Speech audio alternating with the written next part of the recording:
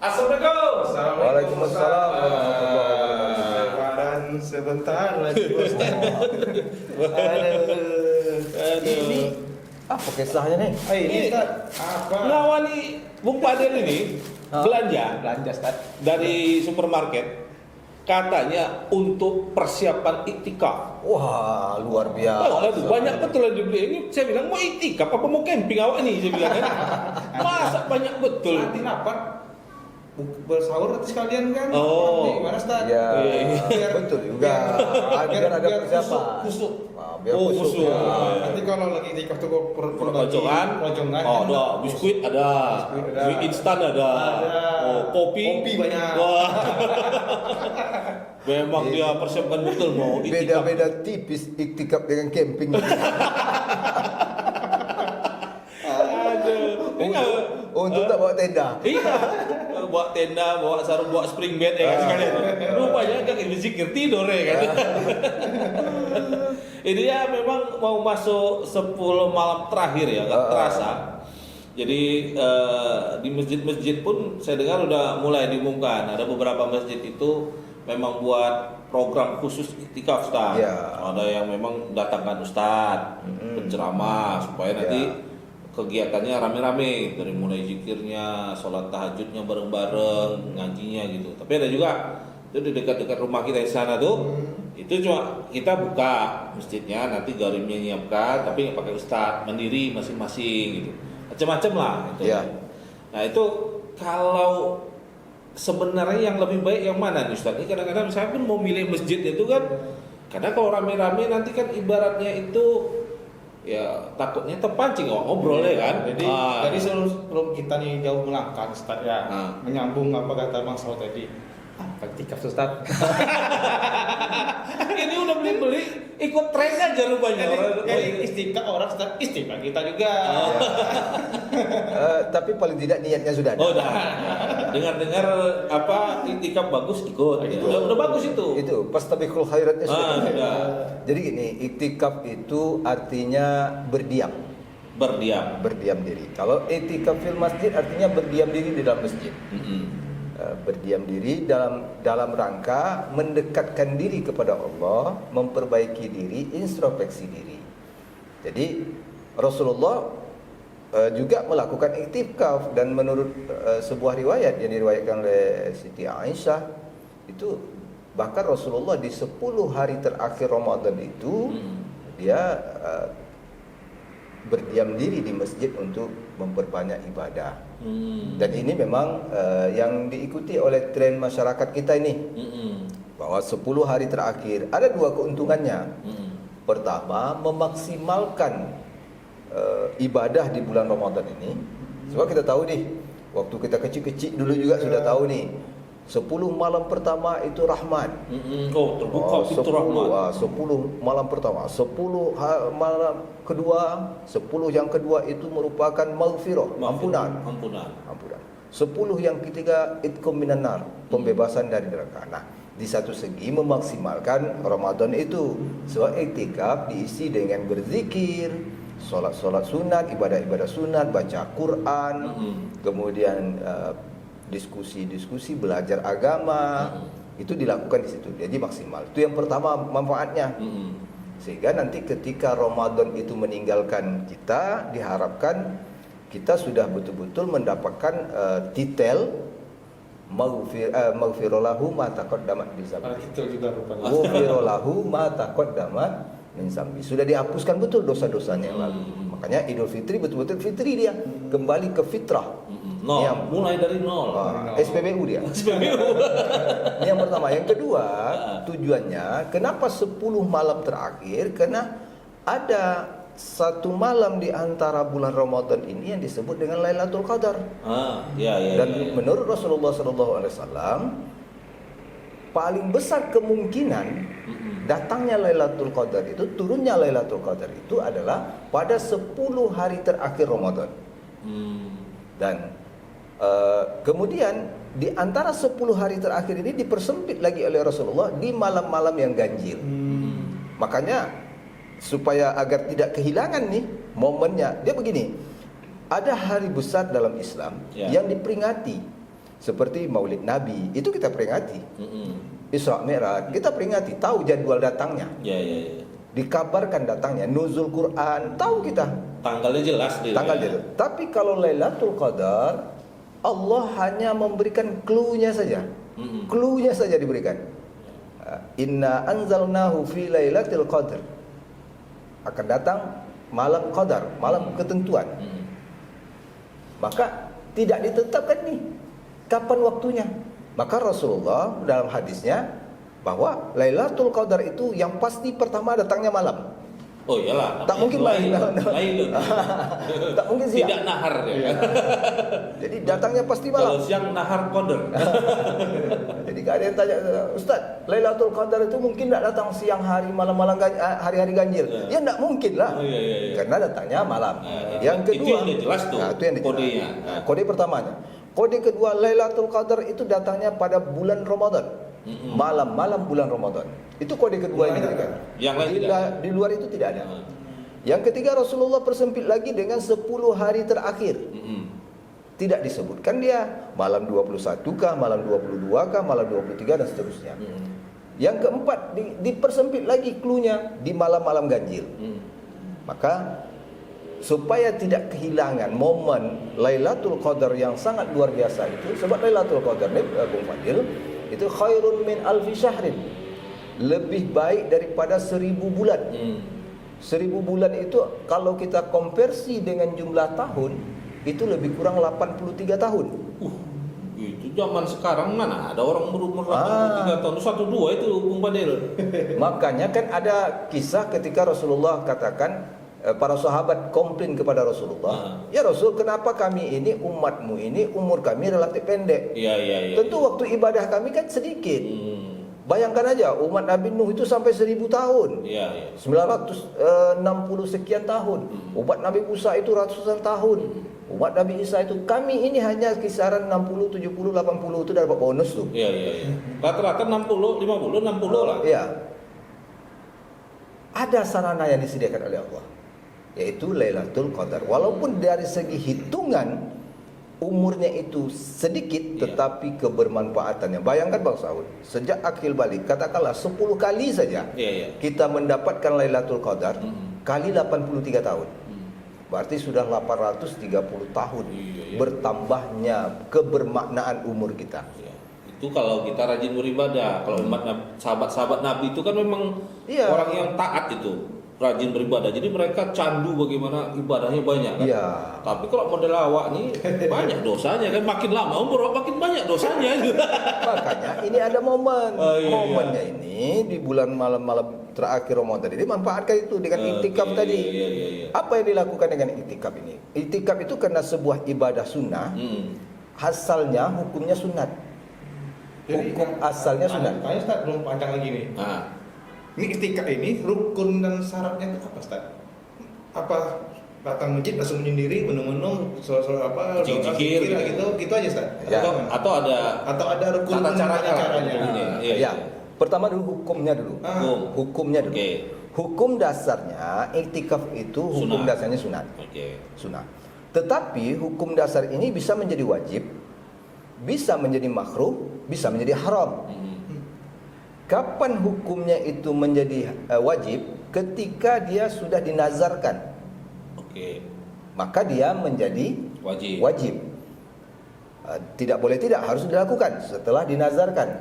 Aku kalau gubernur aku menang, aku puasa nanti iktikaf aku 10 hari gitu ya. Maka dia menjadi wajib. Hukumnya. Menjadi haram ketika seorang istri beriktikaf di masjid tanpa izin dari suaminya. Istri ya lah, maka dia menjadi haram. Jadi boro-boro dapat pahala nih, dosa yang didapat. Yang ketiga, dia menjadi makruh ketika seorang perempuan beriktikaf di masjid tetapi penampilannya, gayanya seperti orang yang tebar pesona. Baik itu dari segi dandanan, parfum, dan segala macamnya. Dan ini dia menjadi makruh. Ini hukumnya. Jadi mudah-mudahan kita nih masuk yang sunnahnya nih.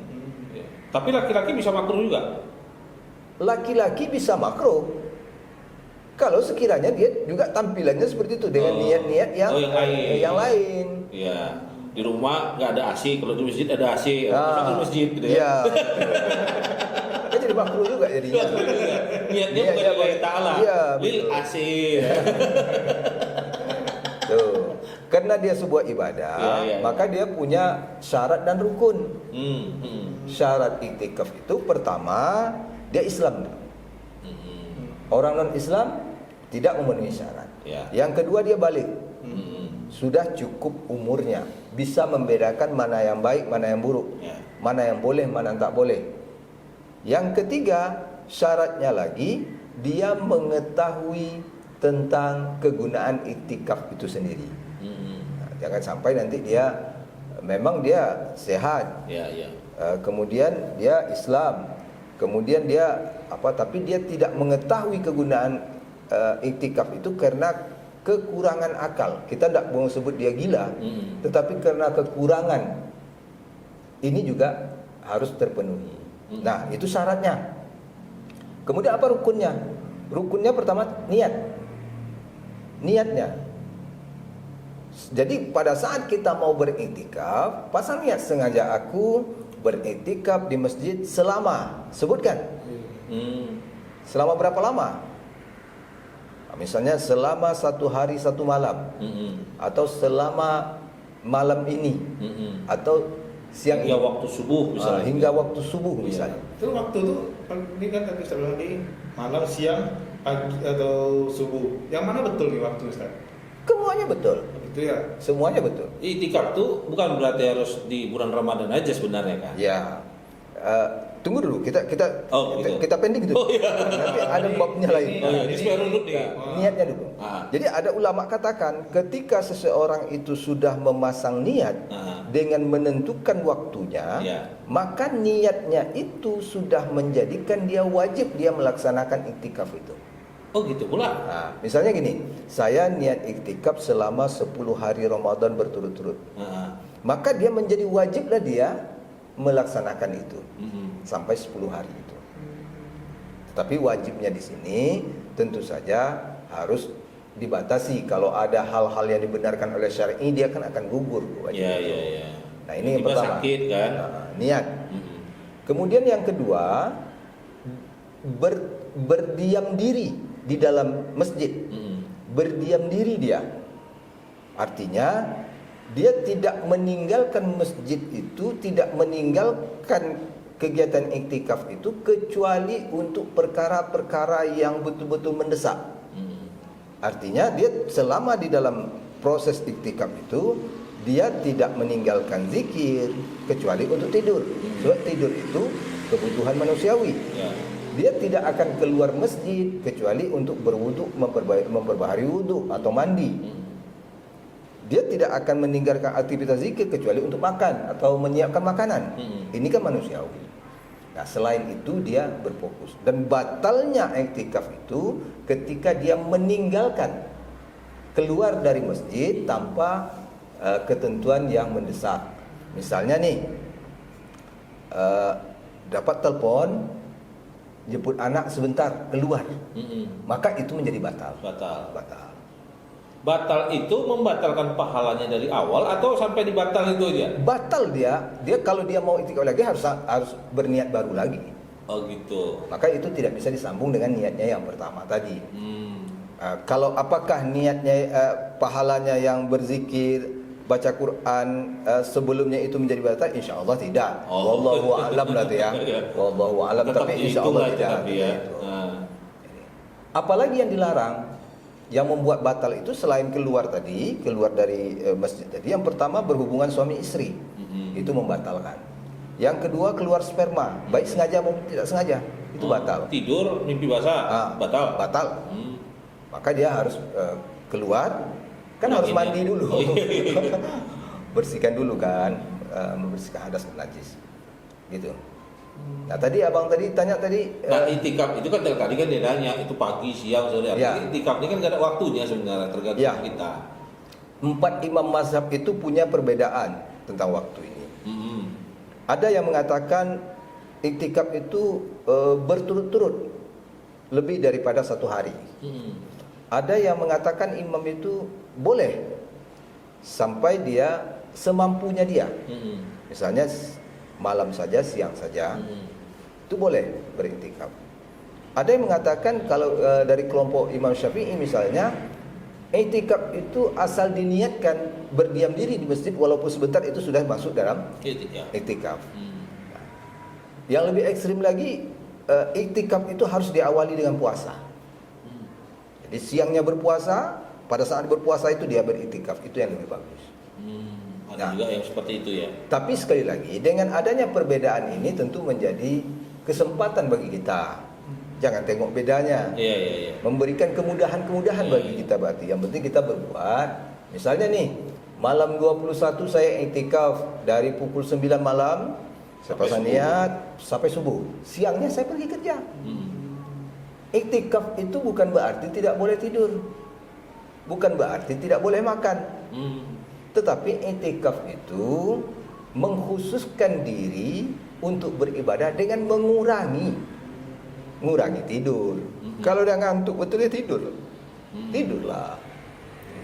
Oh, nggak mesti harus begadang berarti itu ya. Bukan begadang. Jadi yang kawak kan kerja ya. Jadi kalau ngomong iktikaf yo ada juga kan ngajar. Makanya ada ketentuan yang tidak tertulis bagi kawan-kawan yang iktikaf ini. Pertama, ketika dia terbangun malam, dia ingin tahajud, dia tidak akan membangunkan orang sebelahnya. Kawannya yang sesama iktikaf dia tidak akan bangunkan itu. Kenapa? Dia khawatir kawan ini sudah selesai tahajud, baru nak mulai tidur. Makanya di masjid-masjid supaya ada keseragaman, dibuatlah kegiatan untuk mengisi iktikaf ini supaya untuk melawan rasa kantuk mungkin, membuang kejenuhan, menambah ilmu, misalnya dengan adanya sholat tahajud bersama. Itu memang tahajud berjamaah itu boleh, Ustaz? Saya mengatakan sholat tahajud bersama. Bukan Ini kan nanti kan berbeda lagi nih. Kita tak sampailah ke dalam masalah khilafiyahnya ya. Tapi bahasa saya selalu katakan sholat tahajud bersama. Kalau sholat malam boleh berjemaah. Sholat tarawih itu kan bagian dari sholat malam. Itu boleh berjemaah. Ya. Kan nanti akan panjang nanti diskusinya kalau itu jadinya. Kemudian diisi lagi dengan pemberian ilmu dengan tausiah, dengan diskusi. Itu juga bagian dari rangkaian dari iktikaf. Mungkin ada dengan zikir bersama. Subhanallah, walhamdulillah, wala ilaha illallah, wallahu akbar. Kalau Bung Fadil sendiri mungkin pasangnya pegangnya tasbih itu 10 menit udah enggak. Tidur tuh Jadi bisiknya Mata gini aja dia kan. Awak sangka dia khusyuk betul lah. Rupa dia meleleh. Tapi kalau ramai-ramai ini kan jadi lebih bersemangat. Iya, itulah kenapa. Sampai hari itu Bang Hawud mesti tanya itu dari kecil ya. Ketika orang bilang kita adalah Lailatul Qadar itu ketika dapat itu bukti atau membukti kita dapat itu di dekat sumur kita tuh air jadi beku agar-agar betul Ustaz. Oh iya, ada banyak mitos-mitos ini ada soal kain dahan kayu menunduk. Terus ada lagi tanda malam tadi itu malam Lailatul Qadar, si paginya itu cerah, langitnya biru gitu. Iya. Jadi dimakan tuh agar-agar tuh kan biar afdol gitu ya. Tak pernah dapat Ustaz. Cerita ini memang sering berkembang ini. Iya. Sampai-sampai di kampung saya dulu ada yang tidur itu kakinya itu direndam dalam baskom. Oh gitu. Supaya kalau bebeku airnya nanti ketahuan ini Lailatul Qadar nih. Tapi esensinya apakah memang kita disebut dapat Lailatul Qadar itu karena bertemu dengan tanda-tanda tadi, atau sebenarnya nilai dari Lailatul Qadar itu seperti apa yang kita bisa rasakan? Itu kan kita ini saya terus terang saja sudah ya kita melewati Ramadan ini kan udah lebih 20 tahun lah ya. yang apa ya kalau dulu mungkin masih apa ya. Anak ya. Kan sudah 25 tahun lebih lah kita benar-benar istilahnya mulai merasakan ini puasa ibadah begitu kan. Ya terbersit juga lah niat kok bisa dapat Lailatul Qadar gitu kan, udah mulai seperti itulah 25 tahun terakhir gitu kan. Tapi kan nggak tahu apakah kita ngalami Lailatul Qadar itu atau tidak. Tak pernah beku air itu. Nggak pernah lihat beku, nggak pernah lihat Ya. pohon menunduk gitu kan. Jadi sama seperti ini Bang Saud. Kenapa kaum bangsawan itu disebut berdarah biru? Padahal darahnya merah. Padahal darahnya merah. Ya kan? Kenapa gunung itu disebut hamparan gunung yang hijau? Menghijau gunung itu. Padahal di gunung itu ada juga kayu yang mati. Ya, tandus di atas tuh. puncaknya Tandus tuh. di atas tuh puncaknya. Kenapa di laut itu disebut laut yang biru? Padahal di laut tak semuanya biru. Ya, ya. Itu melambangkan kebesaran, melambangkan kewahannya. Darah biru, gunung yang hijau, laut yang biru, itu melambangkan sebuah ungkapan akan keluar biasaannya. Sama seperti Lailatul Qadar tadi. Di dalam surat Al-Qadar itu Allah katakan bahwa malam itu malam yang sempit. Kenapa? Allah turunkan malaikat, beribu-ribu malaikat turun, maka malam itu disebut malam yang sempit. Malam yang sempit. Karena ada ganjaran pahala 83 tahun tadi, khairum min alfi syahrin tadi, kan luar biasa itu. Maka karena ini orang membuat ini kan luar biasa, maka dimanifestasikanlah bahwa malam itu memang sangat luar biasa, hawanya sejuknya sampai air membeku. Semua makhluk ini tunduk akan kebesaran Allah, sampai dahan kayu yang tinggi pun tunduk. Akan begitu pengungkapan saking besarnya. Apakah memang ada yang mendapatkan? Wallahu a'lam.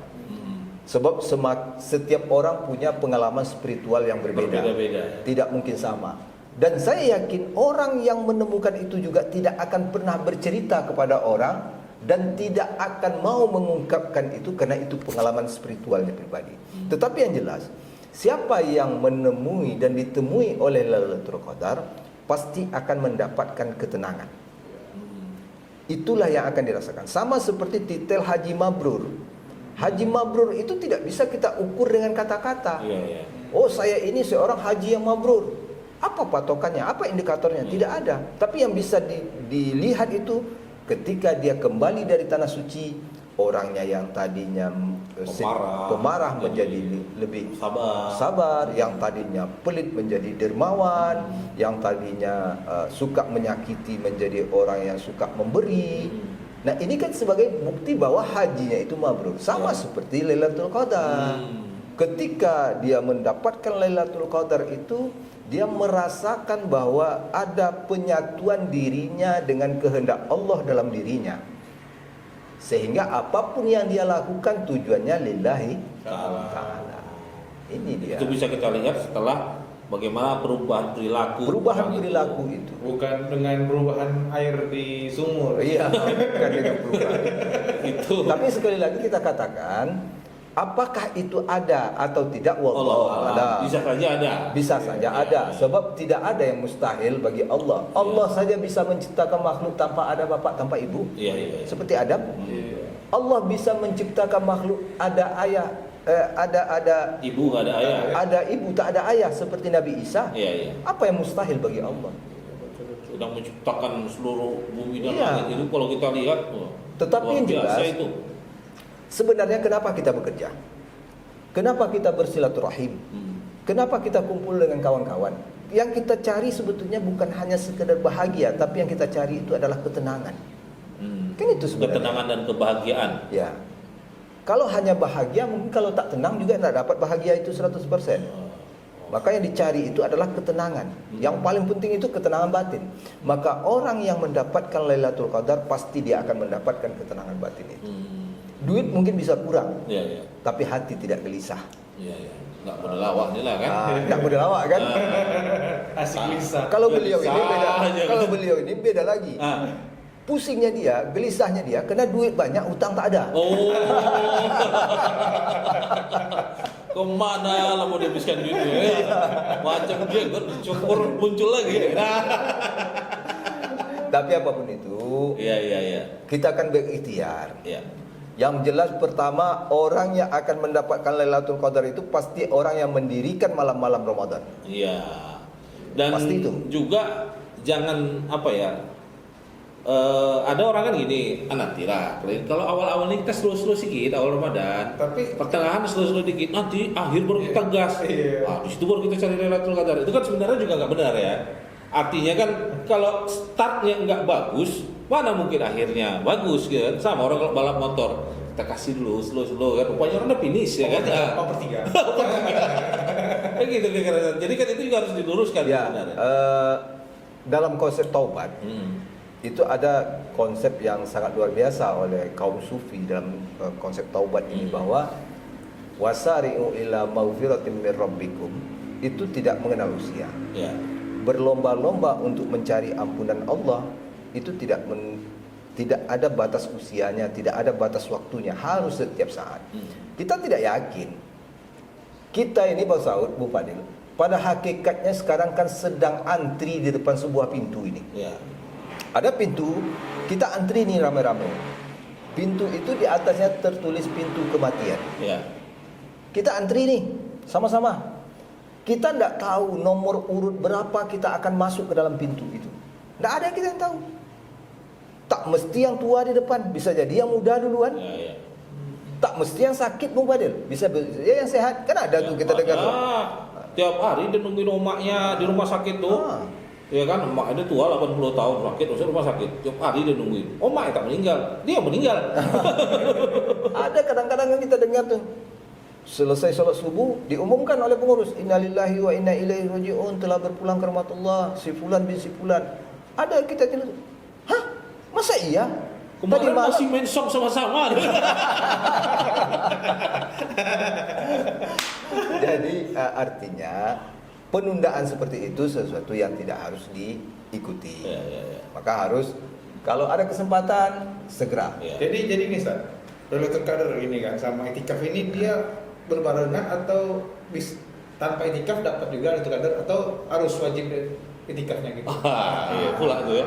Enggak nih. Apakah orang yang mendapatkan Lailatul Qadar itu Hanya mereka orang yang beritikaf. beriktikaf? Ya. Iya. Ataukah itikaf itu merupakan persyaratan mutlak untuk mendapatkan Lailatul Qadar? Iya. Kan gitu. Iya. Betul juga tuh. Jangan nanti gara-gara ini. Kan ada banyak.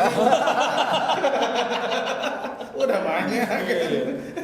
Yang satu yang pasti Ah. bahwa apapun yang terjadi kepada kita ini kan kehendak Allah.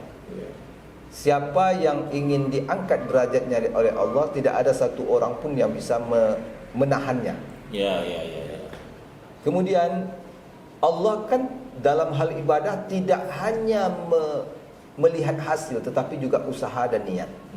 Niat, proses. Ya, paling tidak mereka yang beriktikaf untuk mendapatkan Lailatul Qadar, paling tidak Allah sudah catat niat mereka ini, kesungguh-sungguhan mereka. Itu paling tidak itu kesungguh-sungguhannya. Dan dari 10 hari terakhir kalau ini terjaga, insya Allah pasti dapat kan? Kan pasti dapat tuh. 10 hari terakhir diberikan oleh Rasulullah. Di waktu itu dia maksimal ibadahnya setiap malam Ramadan 10 hari terakhir. Kan tak ada yang loss. Ya. Akan lebih besar kemungkinannya ketimbang kita sendirian. Ya. Malam 21 kita jaga. Oke. Malam 21 mulai pukul 9 mulailah kita lagi kan. Kita baca Quran dulu sampai pukul 12 nanti kita mulai dengan zikirnya. Malam pertama. Malam 22 mulai agak ngantuk karena malam tadi kurang tidur. Atau lelap lah. Ya kan?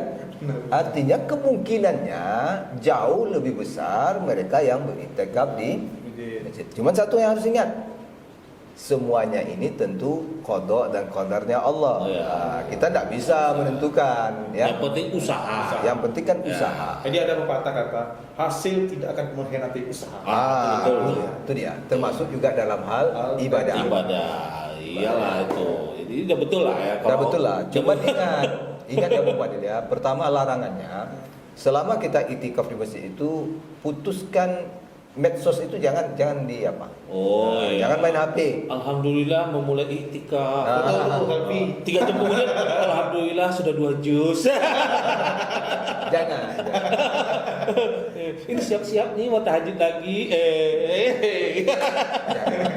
Jadi beriktikaf itu bukan berarti berdiam diri di masjid begitu saja terus kita sibuk aja dengan scroll WA, scroll IG dan update status, ada story, bukan itu. Tetapi memperbanyak zikir dan ibadah itu. Nah itu. Tinggalkan handphone di rumah. Iya. Kunci dalam lemari. Karena nanti Ketahuan passwordnya. bukan apa-apa. Lihat nanti mau itikaf, handphone tinggal di rumah. Tapi sampai di masjid, istriku dengan handphone aku tak ya tak khusyuk. Oh itu kan bahaya. Yalah. Oke. Ustaz, makasih nih pencerahannya. Kasih tahu. Ini udah. Nanti mudah-mudahan nanti malam Kalau apa sama-sama kita itikaf. iya, sama. Iya ya. Oke. Makasih kabar-kabarnya lah. Oke. Ya, Yuk, ya. yuk. Oke, dah ini kasih kunci Ustaz.